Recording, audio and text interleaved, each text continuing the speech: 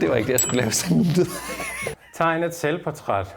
Du må ikke røre tusind, når tusind rører laderet. Kan man gøre sådan her? Nej, den peger jo ikke nedad, Andreas. Den stritter jo.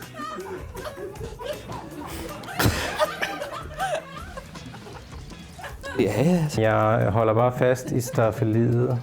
Der er dømt 0 berøring. Skide godt. Sådan der. Er det Donald Trump? Nej, det er Rasmus. Okay, ja. Ja. du må godt holde lærret. Ja. Ja. Du må også godt røre tusch. Ja. Bare tuschen. Sådan der. Yes. Og lærret på tusch. Så drejer vi. Kom. Nedad.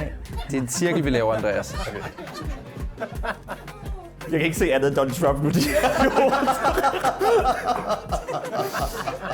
Vi går efter et Donald Trump look i dag, kan jeg godt mærke. Ja. Og så skal vi have et øje.